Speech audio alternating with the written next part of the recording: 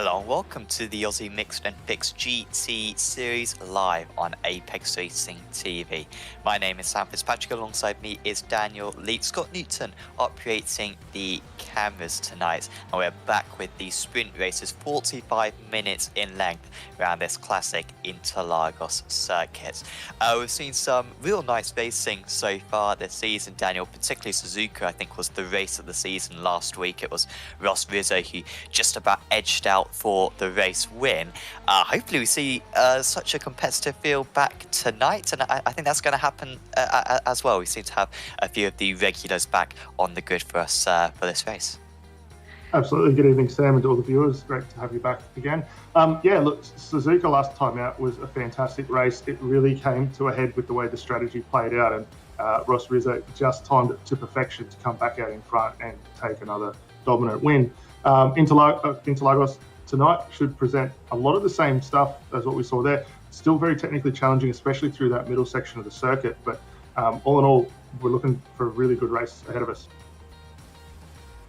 Yeah, certainly hoping that's going to be the case. Remember, one pit stop mandatory for these drivers. And so that does offer the opportunity for little strategy games, but not to the same extent as we had at Suzuka last time out. Very much going to be more down to the pace and more down to qualifying as well, of which the drivers have already completed. For those new to the championship or not quite familiar with the format, there is pre-qualifying in this championship. Because so many drivers want to enter, we actually have to have multiple grids of about 40 drivers in each, and only the top drivers get into this top split that we are broadcasting. Qualifying already complete, and they are now just putting in some lap times for practice. I always find with this circuit, Daniel, as I just see Brian Phillips have a big crash, I always find with this circuit, Daniel, it's strangely difficult to overtake. You'd think that you've got a massive turn 13 going on to the pit straight, and you've also got that long run down to turn 4 as well.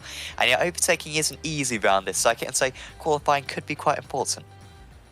Yeah, absolutely. I mean, we've seen quite a few championships come through there, and you'd think, as you're saying, that massive long run that you get from the second last corner all the way through to turn 1 should present a good opportunity for an overtake, but it's really tricky to get the car up there far enough. Obviously, you've also got to then contend with the guys entering pit lane through that section, but the run into turn 1, you can brake so late, use that camber to help flick you through the little part of the chicane there. It makes it really tricky, and we have seen a lot of two wide action through there. The run down the back straight is going to be probably another very good spot where we will see a lot of overtaking. I don't think we'll see too much through the midfield, but it's all about getting that run and timing it to perfection to make it work for you. Absolutely, it's going to be fundamental for a good result, especially if you're not starting on the front row of the grid. And on the front row of the grid for this round of the championship, it's going to be James Scott, who takes pole position for the first time this season. Did win out at Silverstone. That was from 4th on the grid. So Scott, who usually just turns up for these races, really doesn't take it too seriously. He is a fixed setup series, obviously, this, but he is so quick that he can just jump in the car and be on the pace. He starts from pole position. Ross Rizzo, championship leader, starts in 2nd place. Then it says Byron Phillips, Jason Bentz, qualifying there for Bentz actually. Nathan Huppert lines up in 5th position. Then it's Tom Hagen, Steve Janssen, Danny Davison, who's been very quick this season. That's a bit of a disappointment for Davison there in 8th. Then it's Shane Chancellor, Mitchell Bales, Damon Mulqueen, Joel Chigavazira, driver who we haven't seen in the past. Then it's James Gaspel, Adrian Vlock, Martin Crisp, Rob Harris, Scott Forsyth, Adam Hughes, Todd George, and Michael Whiting rounding out the top 20. And then it's Rob Bowden, Ashley Collins, Dale Braid, Brock Kramer, Paul Warwick, Chris Taylor, Lee Cogan, Aaron Cooper, Jesse Butler, Daniel Yeeman, Michael Schroeder, Brenton Hawkins, and Matt Bailey rounding out this 33 car field we have for tonight's race. Good to see James Scott back today, Daniel. I mean, if he's starting on pole position, Scott's even stronger in the race. If he can make a break from the draft early on here, this could be a very similar result to what he managed to achieve at Silverstone. Yeah, absolutely. I was just thinking Silverstone, we saw him out for the first time this season, and worked his way up. I think it was fourth on the grid where he qualified and managed to get to the front of the field and then start to drive away from the guys out there. So to find himself up on the front row alongside Ross Rizzo, he's in a prime spot here to try and gap these guys and get away from them. No doubt Rizzo will be onto him, and we know these two very smart when it comes to the strategy call that they will make. Absolutely. Could be some games played by these two with the fuel saving. Oh, we got a car spun just in the background. And that's, I don't know if there'll maybe be a cancellation at the start. I think we'll still go ahead as normal. But there we are. Rob Harris starts him from the back of the grid. Maybe we'll be able to catch up to the back of the train. But from the front then, it is James Scott who has got control of the field, leaving a big gap to the safety car. And it is his decision when to put his foot down. Scott does put his foot down now. And we're ready for 45 minutes of action here at Interlagos. Good start for Rizzo to hold on to second place. Poor start for for Byron Phillips, almost losing out to Jensen Bez, but I think he's been able to hold on to that. That's an aggressive move from one of the drivers on the inside. Then there's a couple of guys running wide on the Corvettes, running wide. That may have been Chiga Vizara just going off the circuit for a split second. I think it may have been James Glasspool going for a very ambitious move into turn one, but on the most part, not too much contact, at least for the front runners. 2 wide further back, even 3 wide here with a couple of the Fishy Motorsports drivers almost coming to blows. Paul Ward just losing it up to Dale Braid on that occasion for 21st and 22nd. And these guys losing quite a lot of time at the moment as they negotiate this first lap of this circuit. Michael Whiting still trying to come back at the moment on Kramer, and they'll remain side by side through this second sector of the lap. Yeah, and interesting to note there as well, Rob Harris was able to catch up to the back of the train through that opening sector as well. So while he is down 16 spots, he's already starting to make his way back through the field. We'll wait to see what that what unfolds from the start of that one. James Scott is just starting to edge a little bit out on Ross Rizzo. These two have already got a pretty decent gap currently over Byron Phillips as well. So they're looking pretty handy already and trying to extend their margin where possible. Yeah, and you spoke about how smart these drivers are. I doubt they're going to go for a move in the early stages here, and that's what we've seen so far. These two looking to pull away from the rest of the order. Rizzo will be pleased that he's able to stay so close, because it is so easy to lose that second place from second on the grid when you need the peripheral vision of a cat. No, that's not a good example. A bird, that's a better example. A chicken, maybe, to be able to see alongside you and be able to put your foot down when the other driver goes. Further down, we've got George, who is a rookie driver. Todd George, he's doing brilliantly at the moment. Qualified well, but he's up 5 places, up into 14, but he's still got Forsyth alongside him. Forsyth, we've seen him pretty much every round so far this season, and usually finds himself in this range. George, maybe just that inexperience costing him there, being pushed offline and losing a bunch of positions there. That's 3 places down from where he was just a couple of moments ago. And he's also got Adrian Vlok, a good job, had a very good round at Suzuka actually to Vlok. There goes George again though. Oh, there's contact between the two of them. Vlok trying to take advantage of this, and George went from hyper passive there to hyper aggressive on the brakes. He's got the move done.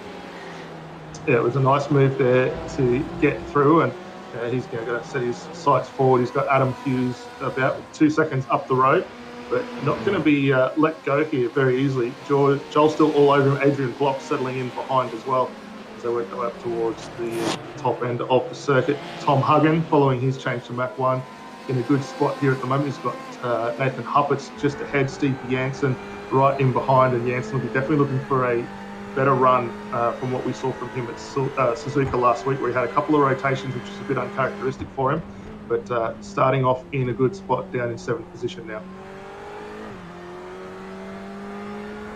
So no further action for lap 2, turn 1. We unfortunately missed that one. That sounds fun, 3 wide. But just a racing incident on that occasion, which is often what you have to do, even if it's a dumb move. from a driver to make it through, right? If they didn't really do anything wrong as such, if they don't understand to the others, then you can't really give them much of a penalty. Not sure if that was the case, but anyway, the organisers saying no penalty on that occasion. Yeah, Huggins still keeping up, and yeah, Mac One Esports. I mean, he's had some brilliant results for his previous team, Daniel, because of course Huggins. Yep. Yeah, thank you. And he's of course won the amateur championship a couple of seasons ago. I think he won the pro championship as well last season. So, you know, very, very odd to see Hagen of all people move teams. But do you know anything extra about it? No, I think it's just a change of teams. Obviously, nothing too major in it, I don't believe. But I mean, he's come on strong since switching over there. You think of his teammate before, Martin Crisp. We saw those guys at Indy last season having a really solid run until some unfortunates. But Martin's still just hanging back there, down in 10th position and not too far behind. So XR still looking pretty handy at the moment. But Mac1 certainly looking pretty comfortable at the moment for Tom Hagen as we go back up to our race leaders. And Ross Rizzo still hanging in contention here with James Scott. These two are starting to really extend that gap now over third position. Yeah, on that last lap, they opened up the gap by 0.7 of a second. It was a fantastic lap. Oh, Phillips has lost it. Phillips lost it in the background. Oh, that's a huge shame for Brian Phillips. It shows how much he was pushing. And the driver who started in third position might be down a couple of places here. Here comes Huppets up the inside. Huppets having a good start to this season, much more consistent than he's been in the past. Had a mare at Suzuka with a couple of mistakes, but still had good pace, and he's up into fourth position now. Benz, though, managing to pull away. Now we're going to get a replay of how this one happened. And easy mistake. This is where Hulkenberg lost it many years ago, albeit that was in the wet. I don't think Phillips has quite as big an excuse. And yeah, losing the rear end. I wasn't quite sure on that one, to be fair. Don't know any cause you can identify with that? No, the only thing I would think is maybe just trying to trail brake the car in a little bit further and just back end going around. I mean, it could have been a lot worse to just losing the two positions that he did. I mean, he was able to keep it relatively straight once it sort of gripped up a bit there. But he's in a good spot here. Tussle now with Nathan Huppets down through here, and he should... actually just thinks about sticking the nose in and has to pull back at the last minute, but definitely very racy and trying to regain those couple of positions that he did lose. But Nathan Huppets is a very tough competitor to get through, and he's not going to make this an easy run through. I think Phillips, it's tricky for Phillips, isn't it? Because, you know, in one sense you don't want to start battling with Huppets and start losing time to Benz ahead, but at the same time, if he doesn't pass Huppets, and it's only a matter of time, so Hagen will get past him. Look at that queue of cars as well behind Danny Davison, who's well out of position in ninth place. He might start escalating this order. This train goes back to P10 at the moment. Huppets just cannot shake them off, and once again going through turn 12 on to 13.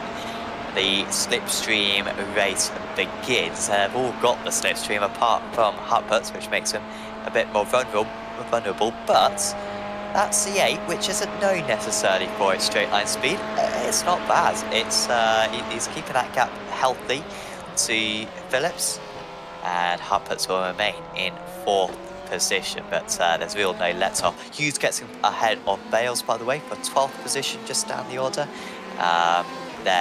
That is, so yeah, Porsche moving past the ST8.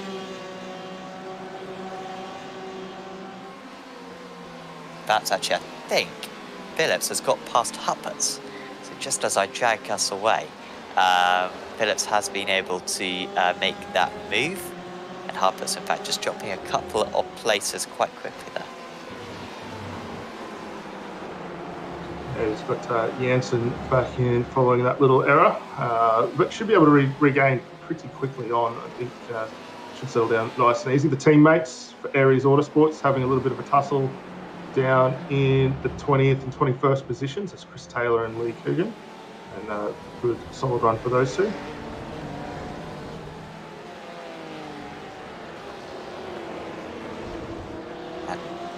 Old Queen and Forsyth having a good battle at the moment in those positions. Might be able to catch up to those drivers ahead. They have been in a fierce battle throughout. We had George doing very well earlier on, getting up to 14th position, but he has just dropped back a little bit at the moment. So Hugging up there in 3rd position now. As in fact, I think we might see a move for that's Glasgow tries to get past Janssen, and in fact the 846 has to give up to the 999.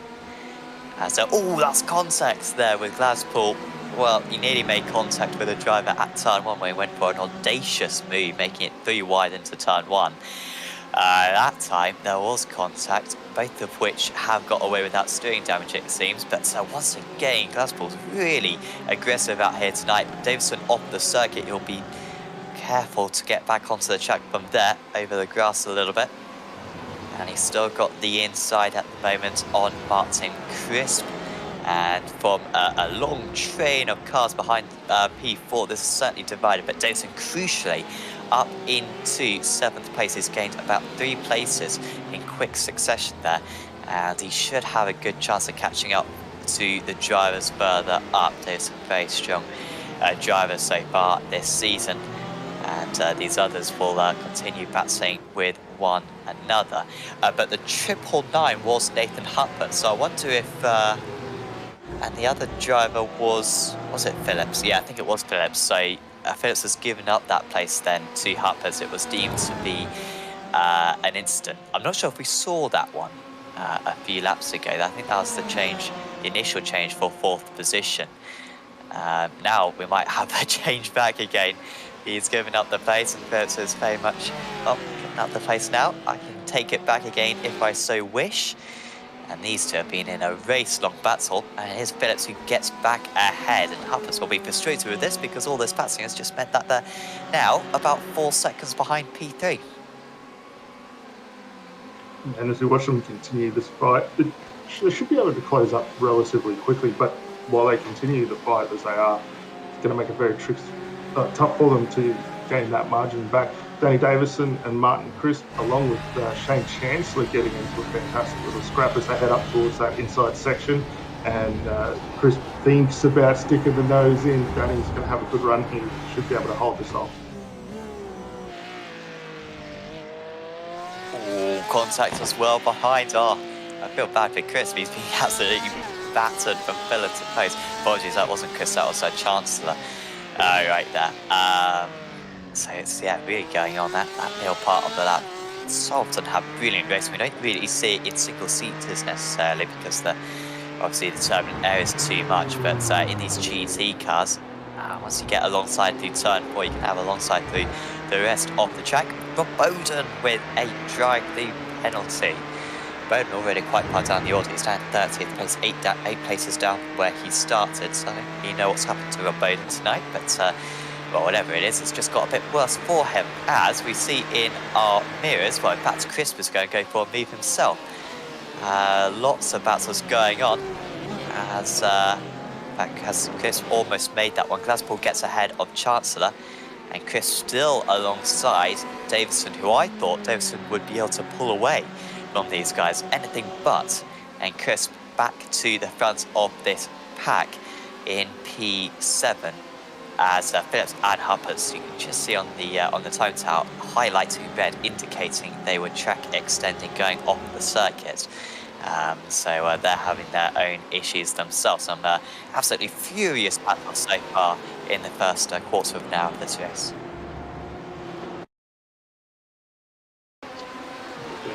Have a look at this incident for Rob Bowden. He's got one of the Mach 1 cars up the inside.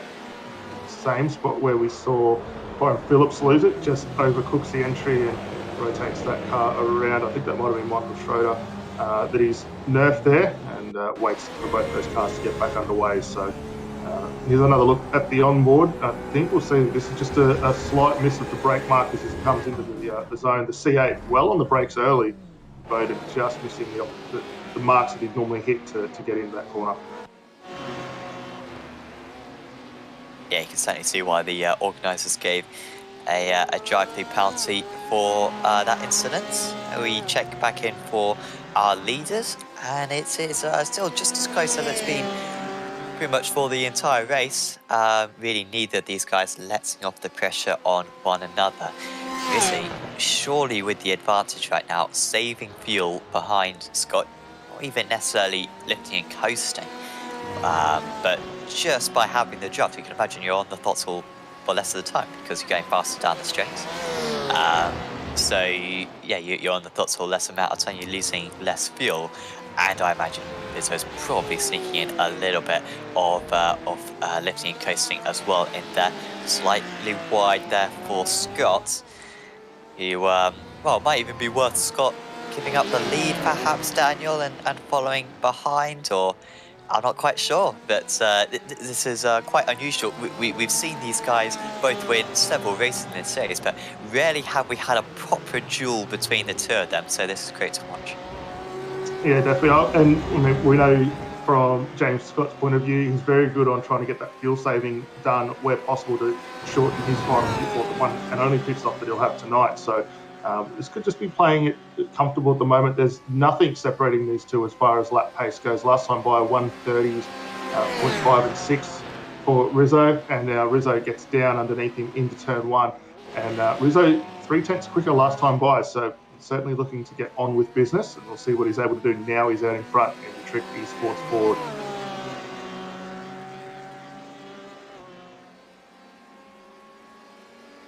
Yeah, I doubt he'll be able to. He'll be able to break away, but yeah, I felt as though he wanted to have the lead.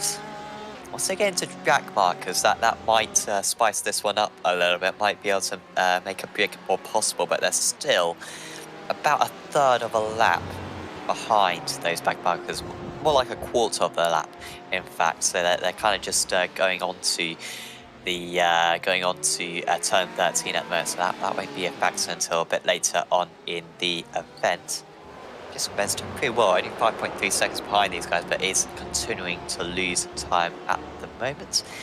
As we see Damon Mulqueen a bit further up the order now. I think is Mulqueen here, man, Forsyth were battling for lower places earlier on, but they've been able to make up a few places recently. We have had some pit stops actually, and that's the reason.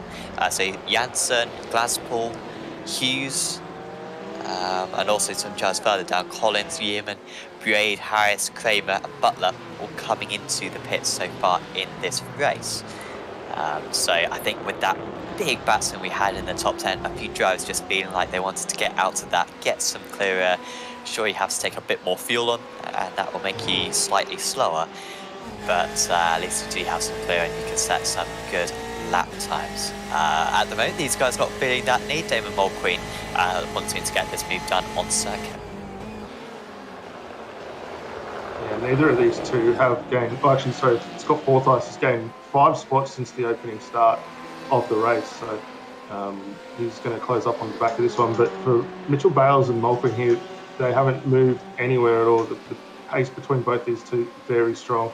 2/10 in favour of Mulqueen as he slots down the inside. We'll see whether he can get this move completed.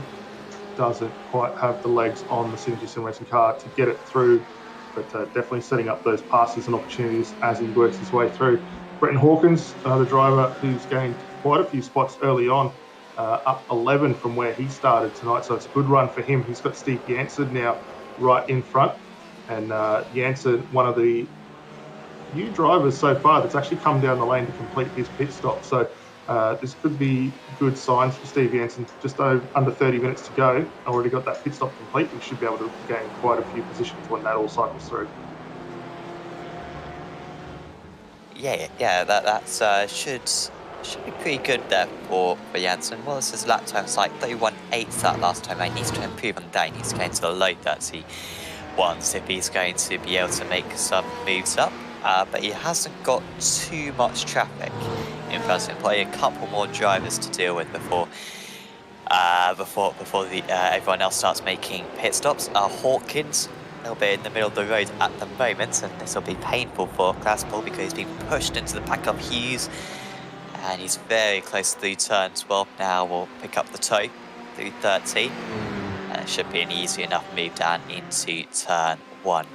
Hughes behind, not quite nearly that 12, and not being able to put a whole lot of pressure on. Therefore, tries to pull out, but actually not really enough straight line speed. He's going to have to do it on the brakes. That Ferrari pretty good down the straights, even though it's not used a whole lot in the various series that I've seen.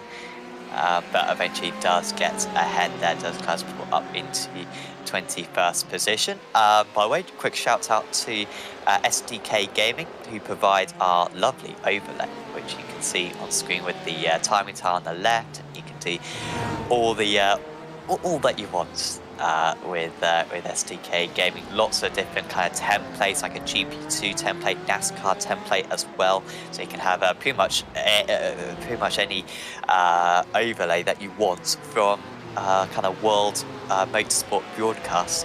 You can have on SDK Gaming, and you can also customize it yourself. So if there's a few tweaks that you want to make, then you can do that, or you can make some pretty large changes as well. Pretty much all the formatting is up to yourself. So if you want to have an overlay like this or like anything, do visit SDK Gaming, and you can also use it as a heads-up display as well, and it's fantastic for streaming along with that. So do check out SDK Gaming for any of that stuff as Damon Mulqueen comes into the pits.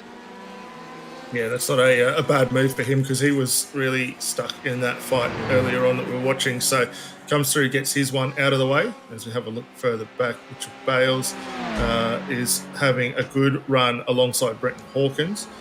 Should be able to make this move stick down in towards turn 1 there. He just cuts back across to the racing line there, tips the OMR Esports car in. Nice drive from him to gain another position. We see Mulqueen now out and down the pit lane. He's going to come in right behind these guys on exit.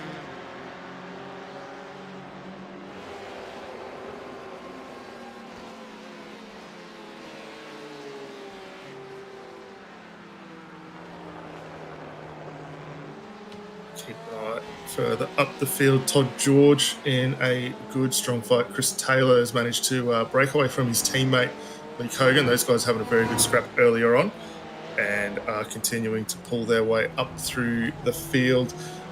Currently sitting in that 14th position and looking pretty handy. 5 spots gained for Todd, 12 for Chris respectively. Still yet to come through for those pit stops, however. Yes, they're going to lose quite a few of those places that they gained previously, but Todd George still looking like he's going to win out of the rookie category. There are no other rookie drivers, but well, he's not going to win. And it's, you know, finishing mid-table, as you can kind of expect from like the official series, when maybe you got a slightly lower iRacing, maybe when you're the seed number 23 or something, out of 23 drivers, then, you know, if you can finish mid-pack, you're going to gain a bit of iRacing, and he's going to gain some good points.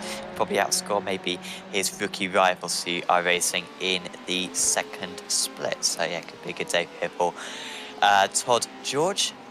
Rizzo's actually got that gap up to 0.8 of a second now in the lead as we get to the middle part of the race. I didn't think he'd be able to pull away, but he has. And from a race that I really thought that James Scott would win, and that seems daft, seeing that Ross Rizzo has won something like 10 of the past 15 races in this series. He was so dominant last season.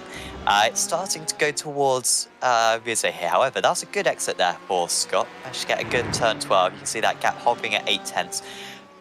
Kind of out of the draft though, Daniel, it seems. I mean, he's not gaining down these straights. If anything, the Ford is pulling away. So that draft may have just, or that gap may have just opened up too much now, and it's looking very good for Rizzo, who has probably got a little bit more fuel as well, so he may have a shorter pit stop. Yeah, definitely. The Porsche definitely looking good through the mid sector of the lap here, as you can see in the bottom there. Gains a little bit of time through sector 1 and 3, 4, which are primarily that really slow, tricky sort of double hairpin section through the middle of the circuit. So the Porsche very well balanced at the moment, but Rizzo just putting good, solid, consistent laps together. Last time by 0.2 slower, but as you say, it does have fuel in hand, so should be looking pretty good for the remainder of this one. But we will be expecting these guys in probably within the next 5 to 10 minutes to complete their pit stops for the night.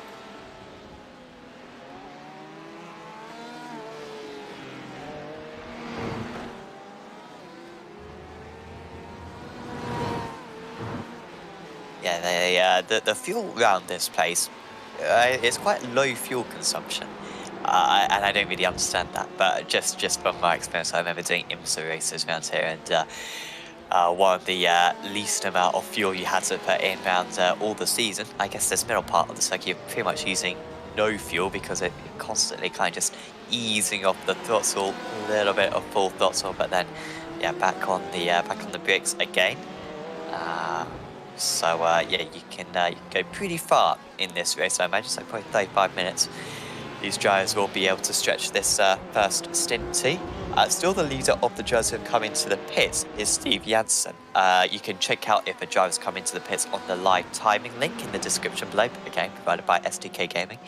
Yeah, you can see how many times the drivers came into the pits, their last lap time, best lap time, gaps between the drivers, and also their pit stop time, which is very useful for whenever we have maybe a speeding on pit entry issue. So yeah, do certainly click on that. We have had Michael Fazzari, who apparently came into the pits, but I believe he started from the pits. So that is why he is there. Anyway, Adrian Vlock in 11th position. He's looking to get past Forsyth. He's spent pretty much this entire race right behind Forsyth, but all of a sudden he fancies going for a move.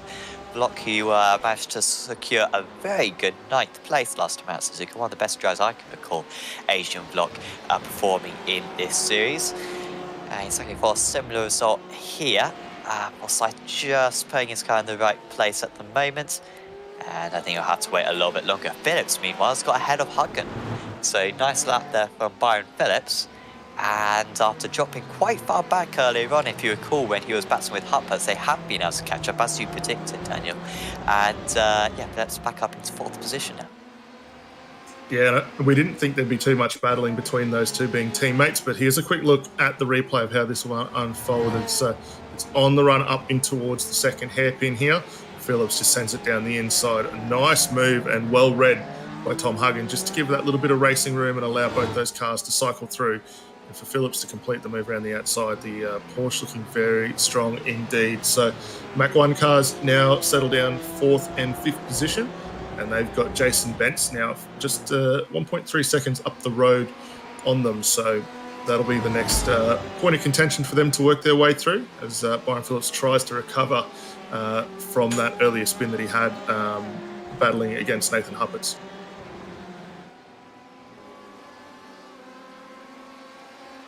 Yeah, those two could have maybe had an easy P3. I think Bentz was always going to push them, but yeah, once that spin happened, it really did send Phillips down the order. I think he was down about 6th place at one point, but has recovered well. Janssen still, as I said a couple of times, leader of the drivers who have come into the pits ahead of Glaspool, crucially. And this is probably the last bit of traffic he's going to have to deal with before everyone else comes into the pit. So if Janssen can deal with these guys nice and quick, then he could still be in with a good chance of maybe a top 8 or so. That'll be as high up as he gets, probably battling with Crisp and Davison and Kite. Here comes Janssen, gesturing to the outside, trying to open up the corner. It certainly looks a lot faster, and I am loving that livery right there. It's a very nice one. Janssen wants to go running as a privateer, as he has done for a few seasons now, and I guess that gives him the opportunity to run such a lovely livery. But this one's going to be opened on with Pusu. Huggan's off the circuit. That is rare to see a mistake from Tom Huggan, and he's made another mistake. It's a very common one, rejoining onto the circuit. The car bobs up and down, and that's a few big places there lost for Tom Huggan, and this is how it happened. Yeah, right on board up towards turn 1. Is in good spot with his teammate. Missed the brake markers just a fraction, has to shoot right through. And for Byron Phillips, good awareness just to see that car coming through. And I imagine they were on the radio just letting each other know what's going on. But a little bit of an awkward moment there at the end for Huggan, trying to get his way back to the circuit. So has managed to do so, but did lose a couple of positions as a result of that. And Steve Janssen now has managed to get through on Michael Fazzari. So those were those lap cars, or those cars that were still yet to pit, as you were saying before, Sam. And for Steve now, he's got a good bit of clear track ahead of him where he can really start to make inroads into the guys ahead. it needs to be some big laps now for Janssen because with Huggen spinning, that's probably another driver in that kind of bottom part of the top 10, which he'll be battling with. So I think him, Huggen might fall back to Forsyth and Vlog. I haven't really paid that much attention to Janssen's lap time, so I'm not sure quite where he's going to be. But it'll be close. He needs some good lap times to close in. Look at this. Scott consistently faster, but he must have just had an off lap a few laps ago, where the gap got up to 9/10 of a second. And, just trying to, chip away at that one. But it takes a while. And the gap actually back up to 9/10. So I wonder if, I think you said earlier on, Dave, how the Porsche is quite good down the middle part of the circuit. So he'll probably gain a bit here. But Scott holding on, and Rizzo holding on. Scott cruising not close enough for that draft and to save some fuel, and that is the gap between the two of them. So actually, no, the gap was down to 4/10 of a second. So Scott's made a mistake at the start of this lap, which has opened up the gap again. So that could be important there for Scott, just to go wide at turn 1, I guess.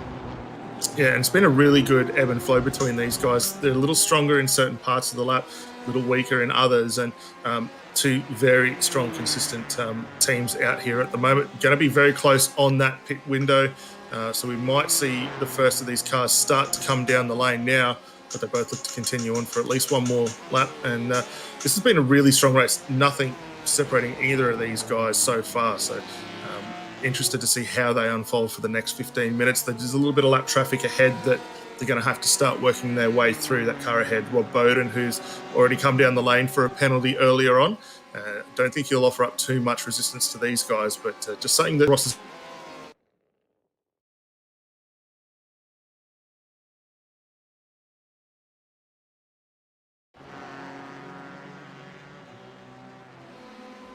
Yeah, a little bit of a stroke. They're really pushing as hard as they can, and let's see. Scott almost always wins these races, doesn't he? In AOSC, he's not always the fastest driver on circuit, but he always somehow manages to win out. But maybe you won't tonight. Rizzo as well, to be fair. Exactly the same thing, where these guys are so good at maximising the result. But one of them's got to finish runner-up tonight.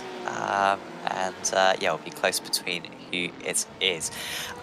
Just had a pit stop for Danny Davison, and Davison only just ahead of Steve Janssen then, so it was close between those drivers. So Janssen's early pit stop pretty much hasn't changed the game from what I've seen.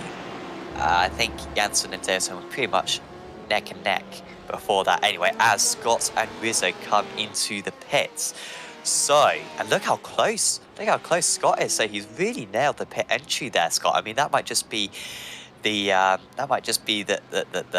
pit entry, the concertina effect, where you're going slower, so it's going to be a bit closer. But I don't know. They both get it stopped on the marks, and now who is going to get out of the pits quick enough? They'll both cut the green cone. There goes Rizzo, and where is Scott? Oh, has he had connection issues or something? Scott, where is he? I don't know where he's gone, Daniel.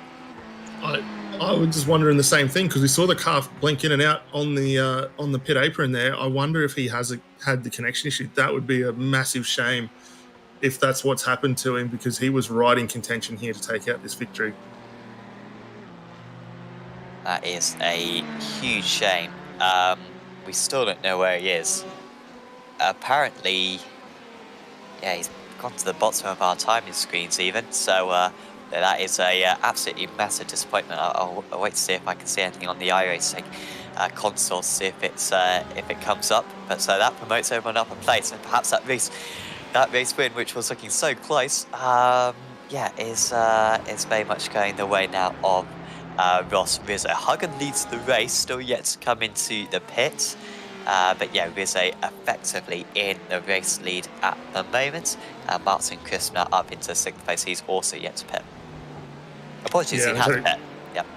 And I just say I had a quick look at the chat in iRacing as well. It looks like James Scott has actually disconnected from the server there, so that's a big shame for him. A big relief for Ross Rizzo, who's now got a very sizable margin now over Jason Bentz, who has already come down the lane for his pit stop, and that gap will still at around the 11 to 12 second range. But a little unfortunate we don't get to see the thrilling climax of this race that we were all hoping for. Can only hope that James returns for future rounds of the championship, because at Silverstone it was certainly James with the advantage. Here, I think Rizzo probably had the small advantage. They have been very, very evenly matched from the races we've seen. I'm sure we'll see him back once or twice towards the end of the season. That is a driver coming out of the pits right there. That was Tom Huggan actually coming out of the pits. Where is he? You'll see him on the left. There he is. And he's coming right into the middle of this battle. That's James Glasspool, who's going to have to go to the outside here of Huggan. Can he make that 1-0 off the circuit as well for Chancellor? He's done well to hang on to P8 there. Janssen ahead of all these guys, so that early pit stops worked well for Janssen. Still battling along here is Huggan trying to fend off James Glasspool. Has had a couple of collisions already in this race. I think Huggan should have the upper hand here. He's on the outside, but he will have the inside for turn 9. Can he get on the power a bit early? Can he kind of cut off the nose of his rival? No, he can't. And in fact, it'll be Glasspool who ends up on top, and it is. So James Glasspool up into 9th position. Hughes at the back of this train. And yeah, Davison and Crisp as well. Crisp is the big winner, I think, out of that one, because he was right with these guys, but he pitted last of all, and he's up into 5th place. Great job there from Martin Crisp. Yeah, it worked out really well, because I mean, it was probably about 15 minutes into this race we saw him and Danny Davison having a very strong fight for the position there, and obviously it's worked out quite nicely for Crisp. He's able to get ahead, turning back to Glasspool and Huggan. These two still continuing on. Huggan should get the nose up ahead, and actually Glasspool's going to run it a little wide there, and also has to lose a position to Adam Hughes in the right. So Racing Car able to get the Porsche ahead one more spot.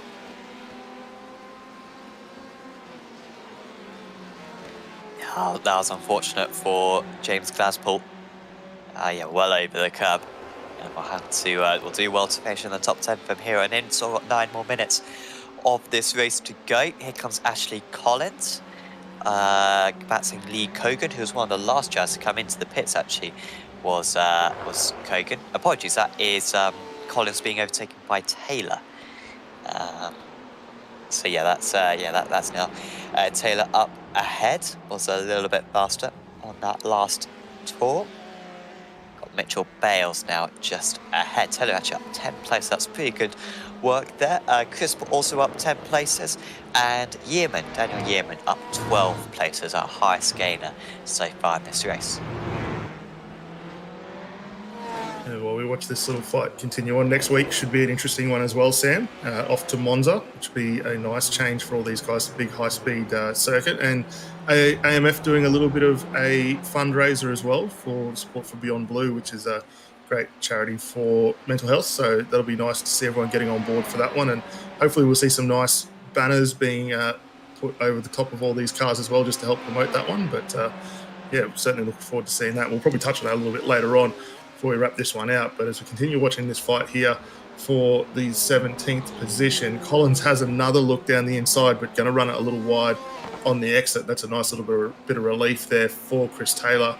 He should be able to gain just a fraction more advantage.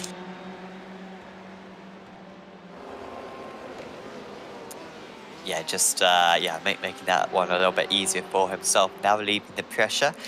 Todd George, he's had a fun race, hasn't he, Todd George? Fazzari as well, who starts it from the pit lane, did Michael Fazzari, so it's pretty well to get to 21st. I think he started from the pits. Not 100% sure, but at least it did come up with a pit counter for the start of the race. And George runs it in deep. Not close enough for the move. By the way, thanks to Apex Racing Academy, you can see them in the top right-hand corner. Apex Racing Academy making some of the best setups on iRacing, designed by some of the best drivers on iRacing, such as Peter Bayman and Kevin Ellis. Kevin Ellis in particular, a Porsche Esports Super Cup race winner earlier on this year. and he's designed many of the cars, including the Porsche Cup car, which he drives obviously in that series. So big thanks to Apex Racing Academy. Also provide data packs with kind of commentary over hot laps and also telemetry as well. So do check out apexracingac.com for more details on that one.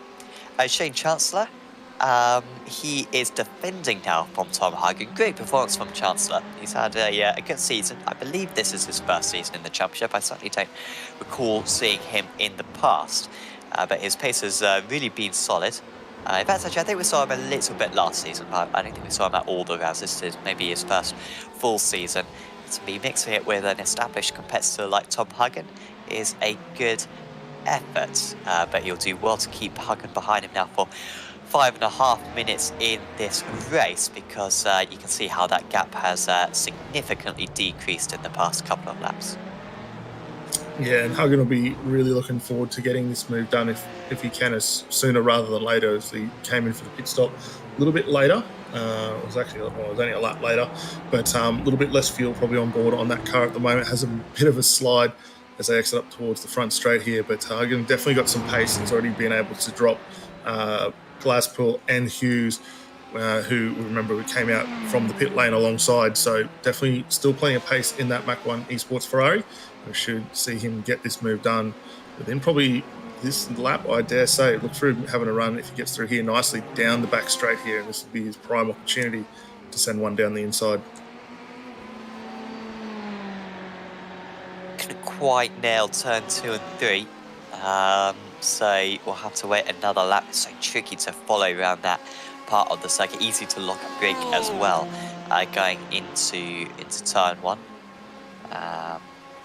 Yeah, one of the biggest brake concerns I think we'll have all season long. Look further back at Jesse Butler, well out of position is Butler. On that last lap did a 32.0, which is rather underwhelming. It's about a second slower than some of the other elite drivers out there. As Nazari gets ahead of Kogan, that is a very good move from Nazari. If he can hold on to it, really opens up turn 5 there, leaving plenty of room for the Irishman on his inside. But that is Nazari eventually ahead. Had to go mega deep on the brakes into 4 in order to make that one happen.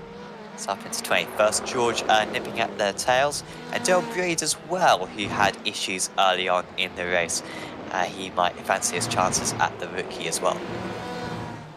Yeah, and if Brig could move up, that'll set them up for some more points for cross-continental motorsport, which are pretty handy too with that current second position in the hands of Michael Bentz. So team doing well. Further back, Huppert's now all over the rear wing of Martin Crisp. So a little bit of a change between these two fighting for position. Crisp gained 11 spots so far this race. This has been a fantastic run for him up through the field, and Nathan Huppert's going to bring the Fusion Sim Racing C8 up into contention here, and should have a couple of opportunities, 1 or 2 opportunities maybe left in that run for him just before we get to the checkered flag. We're just under 3 minutes to go in this race, so just a shade under 2 laps for these drivers.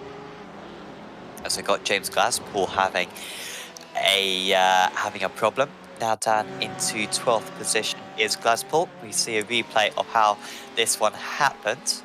That would have been Adam Hughes, I think, behind him. Oh, well, Hughes had nothing to do with it. Glasspool lucky not to hit the wall on the inside. Skates across the circuit, and the 979 actually back away quite quick. I think that was as good as that one could have occurred. So Crisp, yeah, making that move quite recently on Hubber, so I think Crisp might be able to pull away. He's already got the gap up to 8/10 now, and looks a bit faster down the straight. So you can just see that relative opening up a bit. So Martin Crisp, who is notorious for being fantastic in qualifying, I think he got pole position, or maybe it was second place for XRC Racing last season at Indianapolis, alongside Simon Nicholson. He had a bunch of other very good performances in qualifying, but today qualifying in 15th, which by his standards is bad. His race pace has been phenomenal. I mean, he's only 4 seconds off PT, kind of best of the rest. So Martin Crisp, probably the 3rd fastest driver out here tonight, behind Rizzo and Scott. So fourth place would be a brilliant result for him. My dad will have a chat with him after the race. But well, maybe if something kicks off between these two, Benz and Phillips, we could see that. Phillips as well, very quick tonight.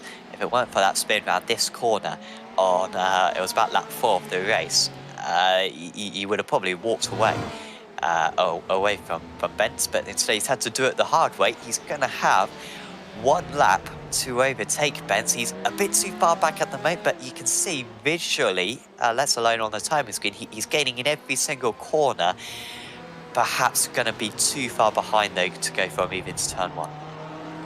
Yeah, and I think we're also starting to see the front tyres give out on the Porsche there as well. He's had a couple of bites in a few corners to get the nose in, so it is starting to misbehave just a little bit. But as you say, one final lap in the tank, and if you can apply that little bit more pressure over the middle sector of the lap, he's in with a good shot, maybe to try and put Jason Benz off just a fraction. But Benz is a very cool, calm, collected customer, and it's going to take a lot to unsettle the Cross Continental Motorsports driver there. And as we go back a little further, Breed all over the back of Todd George, and then Lee Hogan and Michael Pizzari just ahead of this train as well.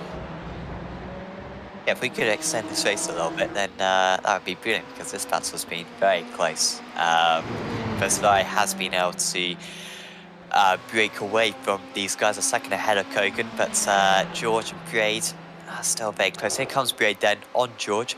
George was up in about 14th place. He had an awesome start, just been dropping back since then. And Braid can't get it stopped. I have the inside for turn 2 though. George drives it in deep, he'll run wide.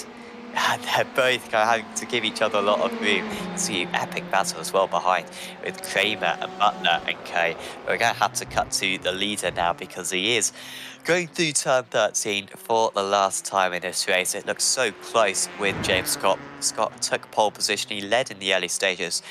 Rizzo probably had the pace advantage. Unfortunately, we didn't see the proper duel, but it's still another race victory and an extension to his championship lead. Ross Rizzo wins at Interlagos, just as he did last season.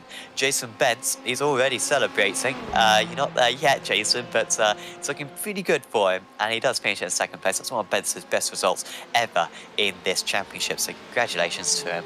Byron Phillips with a good comeback in third place. Great comeback as well for Martin Crisp in 4th, Huppert and Davison in 5th and 6th.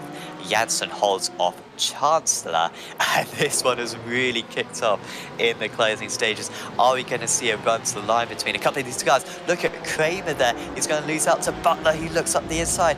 Now Bailey's going to have an awesome run on these drivers, surely, but the Ford isn't particularly fast in the straights, and so I don't think he'll have the straight line speed to challenge the C8. Going to have a big enough gap. The Ford trying to pull out of the drop, but it's not going to quite happen. Some real nice battling between those drivers outside of the top 20, and that was how it finished in the end. Harris as well catching up to Hawkins, but that was not going to change. They remain in 30th and 29th and 30th. Forsyth having an issue. Not sure what happened to Forsyth there, but in fact he had a speeding penalty. He had a 40-second stop and hold for speeding on pit entry, so that was why he was a bit further down. So yeah, another brilliant race in the Aussie Mixed and Fixed GT Series. And Daniel, I mean, yes, some pretty racing out there. I mean, we saw similar at Suzuka. Suzuka was a bit more tactical, and I really like that aspect. But I think that race probably takes the spoils for the most for the best racing I think we've seen this season. It was really good and largely fair from what I saw. Yeah, definitely. It was a really strong race up and down throughout the field. I think we were a little bit unfortunate we didn't get to see the conclusion between Ross and James Scott. Those two definitely the class of the field again tonight, and were able to extend a massive lead early on. But throughout the rest of the field, though, the racing was really, really strong. We saw a couple of minor hiccups here and there, which maybe just a little bit of driver error pushing the car a little too hard. But the passing was really stout. So top effort to the drivers. And next week off to Monza, as we say. So looking forward to seeing what we're going to get from that one, because that'll be a very different circuit to this one. Yeah, proper drafting, man. There we had a nice race there last time. I think Timothy Theben won the last time that we visited Monza when he had that nice 3 race wins in a row, or maybe 2 race wins in a row, not sure. We got a driver running out of fuel out there. That is, I think, is it Vlog running out of? Yeah, that is Vlog who I think's run out of fuel, and he's being given a push from behind, which is great to see. It's a steep hill though, that, but they're generating some good speed at the moment, actually. Really motoring along there, and they should be able to get back to the pits easy enough. So yeah, good work, guys. I should be able to bring up your results then for this round of the championship here at Interlagos. And it is Ross Rizzo who wins out 15.2 seconds clear of Jason Pence, one of the largest winning margins we'll see all season. Byron Phillips in 3rd place, then was Martin Crisp, Nathan Huppertz, Danny Davison, Steve Janssen, Shane Chancellor, Tom Huggan, and Adam Hughes running at the top 10. Behind that was Adrian Vlog, James Glaspool, Damon Maltqueen, Joel Chikavazira. Apologies, Joel, I'll nail that name in the future. Paul Warwick was in 15th place. There was Mitchell Bales, Chris Taylor, Ashley Collins in 18th, Daniel Yearman, who gained a bunch of places, did Yearman, up 12 places, highest gainer of anyone. Then it was Michael Fasai running out the top 20. Behind that was Lee Cogan, Del Braid, Todd George, Aaron Cooper, Brock Kramer, Jesse Butler, Matt Bailey, Michael Whiting, Brenton Hawkins, Rob Harris, Scott Forsyth, Rob Bowden, Michael Schroeder, and obviously James Scott. Only Scott and Schroeder didn't finish the race. He did have one lap down there for Rob Bowden. What could have been? And yeah, we can only hope that we do see finally that duel that we want to see. Scott versus Rizzo. Before we go to the interviews, another quick shout out to the other guys who support Apex Racing TV and kind of make these broadcasts possible. That is Virtual Racing School, and also Virtual Racing School making some fantastic data packs as well, some fantastic telemetry. They've got a bit of a partnership with Apex Racing Academy as well. So a big thanks to Virtual Racing School for sponsoring all of Apex Racing TV's broadcasts, and of course do check them out. That's Virtual Racing School VRS, as you're probably familiar with them already. So we have got some interviews ready, and once again I'm going to drag up Ross Rizzo for a chat. He has sealed another race win. Congratulations, Ross. How are you feeling right now? Because we're a little bit deflated, shall we say, because we were so looking forward to you and James properly going at it for that second half of the race. It looks so close between the two of you. Is there a sense of you right now which is a little bit disappointed that he pulled out, or are you just delighted that you've sealed that race win? There's a lot of both, because I was contemplating not showing up tonight because I got a little too heavy on the bruise last night, we'll call it that. So was in danger of not even making the race, but really glad I did for a number of reasons with that amazing battle with James. But I could not help but notice there was something that the Porsche just was seriously lacking down the straight. And if it wasn't for that, I don't think we would have even had a close battle. James would have just disappeared down the road, and we would have seen the likes of Byron and Danny carving up the field to challenge more towards the pointy end. Well, the Porsche looked very good through the middle part, so I don't know if it was evenly matched or not, but no, you certainly, it was certainly close between the two of you. Who do you think would have won if he'd continued? Do you think you would have had the edge? Because it looked like you saved a bit more fuel in the first stint, so maybe you had a shorter pit stop, do you think? Or do you think maybe James would have been able to come back at you? Look, because we're talking about James, I was absolutely tipping him for the victory.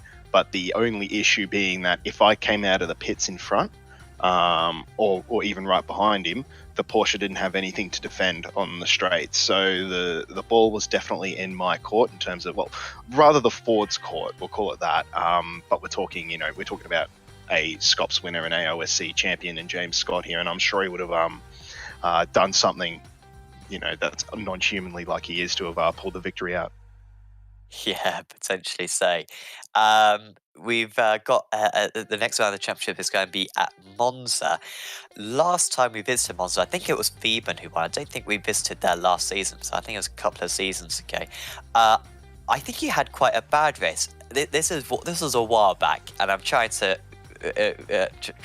recall what happened. But did you have a crash or something last time we visited Monza? That's what I can remember. Not what I can remember. Yeah, there was a netcode issue, turn 1, lap 2, and that put me towards the back of the field. Came through to a top 10 though, but there was definitely some unfinished business from that track. But that was season 12, I think it was. So that would have been I think maybe I was on for a top 5, but I think things are looking a little bit better coming into Monza. I've been looking forward to Monza. It's typically a track I don't like that much, to be honest, though. But I think the endurance format there is going to be absolutely awesome. So I'm really looking forward to seeing what happens. Absolutely. And do you think the Ford's going to have an advantage around there? As you say, it was a bit faster than the Porsche tonight down the straight. So do you think that will carry over to Monza as well? It very much could. I mean, I did some testing at Monza and could not get any pace out of the Porsche whatsoever. Maybe what we saw tonight in the straight line might have been a bit of an answer to those questions. But I also found the Ferrari was very, very, very handy at Monza. So hopefully we can see another one on the podium tonight. I mean, that's a great effort from Jason to get the Fezzer on the podium again.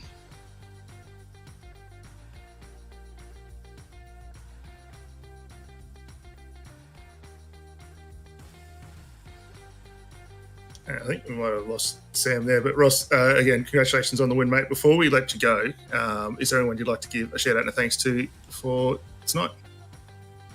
So to the boys at Trick Esports, Trick Custom Fabrications, and Pro Sim Gear, to the squad at AMF getting all these races sorted, and congratulations on the first round of the Endurance Championship last night as well. And to you guys, Apex Racing, for these awesome broadcasts. Awesome. Thanks for having a chat with us, Ross. And we'll see you back next week. All right. Thanks very much. Ross Rizzo there. Apologies for my slight pause there. I muted myself and then my mouse stopped working, so I can unmute myself. And as I am an old man, I didn't know what the keyboard shortcut was. Anyway, we'll have another chat now with our P2 driver, and that is Jason Bentz, and he's standing by with Daniel. Thanks, Sam. Jason, congratulations on a very strong drive for yourself. And I think might be the first podium, correct me if I'm wrong, for cross-continental motorsport in AMF. So very well done, mate. Yeah, cheers, Daniel. Cheers, Sam. Yeah, it is not the result I was expecting. Sorry, got the family talking in the background. But a bit unexpected, but it was a good race. A lot of pressure. Managed to hold on. Absolutely. For sure. It looks like, we saw earlier on there's some issues for some of the guys in front. Byron Phillips had a bit of a rotation early on in the race. And then as sort of things progressed, worked through quite nicely with the pit stops. And then to finish it off, you had Byron right behind you again to close it down. It looked like at the back end of the race, the Ferrari had kept the tyres well underneath it. You had a lot of pace still there. And I think for what we saw for Byron, just struggling a little bit. Was that your read on it as well? Yeah, with the Ferrari, it tends to come and go. It hits a bit of a patch where it goes off and you've got to sort of bring it back a little bit and cool it down again. But once you do that, it tends to go again. So just got to keep playing with it. Ease off a little bit for a few corners and bring the tyres back to it. So we certainly drove the wheels off the thing tonight, mate. It was an awesome run. Next week, off to Monza. I know you've had a lot of success there previously in the supercars. How are you feeling about that in the GTs? Ferrari's probably going to be pretty slippery there. Probably not got the pace of Ross in the Ford, but no one's got his pace anyway. But yeah, the Ferrari should be pretty quick there. Absolutely, right. Well, again, congratulations on a fantastic drive and also the first podium for the team at AMF. Before we let you go, is there anyone you'd like to give a shout out and thanks to? Just the organisers, mate, AMF and the boys at XCM. Outstanding, mate. Well, all the best, and hopefully we'll have a chance to chat with you next week at Monza. Cheers, Daniel. Thank you. that was Jason Bent, and we're also going to have a chat with our P3 finisher, Byron Phillips. Congratulations, Byron. Mixed emotions, I imagine, for you right now, because it could have been a second place there, but it was a great drive after a tricky start. Yeah, thanks for that. Yeah, unfortunate that I had the spin early on in the race, and I was driving a bit too cautious at the front, so I lost the toe. And yeah, I had a pretty decent race, had a battle with Nathan, went a bit too deep on the brakes, wanted to pass him, had to redress, and then pushed hard, got close to Jason, but the Ferrari's just too quick in a straight line, so I couldn't pull him in quite enough. But yeah, it was a good race. Yeah, well, Ross Rizzo was saying how the Porsche was quite slow down the straights today compared to the other cars. Were you finding that? Was that making it tricky to overtake? Yeah, it definitely was. You just had to focus on corner exit speed to be able to pass other cars, because Porsche was definitely lacking in straight line today. But it had really good mid-corner speed, and through all the slow stuff, it was really good. I believe this is one of your best results in this series. I believe you got a podium in the past, but can you put your finger on how you managed to get such a good result? Because P3 in qualifying as well was certainly one of your best. Yeah, it's definitely first podium. I think I got a P4 at Matigi last season, sorry. And yeah, I did about maybe 40 minutes of practice before this, just topped on after being away from the weekend. Really liked Interlagos, and with the Porsche around there, it's a real good combo for me. But yeah, definitely a good result for me. And have you got any kind of aims for the season? Maybe a race win or a position in the championship, or are you just taking it one race at a time? Definitely like to get a win along the way this season, at whatever track it may be. But not focused on championship this season, as I've got other commitments that are going to happen on Sunday night. But really love the series, love driving the GTE cars. One of my favourite cars to drive in the what's it called? Yeah. So awesome to chat with you, Brian. Congratulations on that P3. Is there anyone you'd like to give a shout out to? I'd like to give massive thanks to Delta Sport U4K and all their partners, Move Up Transport Solutions, Freem USA, Race Factory, United for Kids, and Get Stuck. Awesome. Well, best of luck for next time, Byron. We'll see you there. All right, thank you. See you. Byron Phillips there, your P3 finisher tonight. So Monza next time out. Daniel, proper slipstream circuit. It's the most extreme slipstream circuit really on the sim. So that one will be really good to watch. And maybe the best chance for these lower down drives to really offer Ross Rizzo a chance at that race win, seeing that the draft should neutralise the field a bit more. Yeah, definitely. I mean, it's a supremely quick circuit there. If you can get your run through the chicanes, especially down through Ascari, down towards Parabolica, you're in for a really good run. There, obviously, we know how tight and technical the run is down into turn one, so potential for a few issues. And as Ross said, last time we were out there, he actually was unfortunate and got into a collision there. But you certainly have the capacity to be able to come back through the field, which the draft there. The other big thing, obviously, next week we've got the fundraiser going on for Beyond Blue as well. So that will be a fantastic event for everyone there, and hopefully some donations going along to support mental health.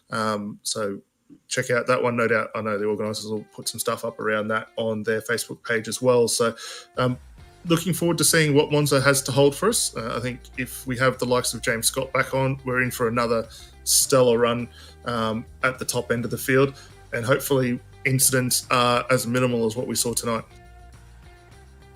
Yeah, hopefully if we can get some of the same action that we had tonight, along with the strategy we had at Suzuka, it should be a real good race next time out at Monza, visiting another classic venue in World Motorsport. Once again, as I've talked a little bit about before, thanks to Virtual Racing School, thanks to SDK Gaming, and thanks to Apex Racing Academy as well for their support of Apex Racing TV. If you've enjoyed this video, do leave a like on it, and check out our social media as well on Facebook, Instagram, and Twitter. We've got a few kind of little video highlights coming up of stuff that happens in each of our races that we're hoping to post. So it's certainly worthwhile following some of our social media, and also subscribe to Apex Racing TV so you can watch more of the Aussie Mixed and Fixed GT Series along with all our other broadcasts. We've got 20 odd broadcasts going on at the moment with prototypes and GTs, rallycross cars as well, and ovals as well. So pretty much every discipline of motorsport on Apex Racing TV at the moment. So certainly do make sure you subscribe. But for now, from myself, Sam Fitzpatrick, from Daniel Leet, and from Scott Newton, it is another race win for Rizzo. We'll see you next time out at Monza.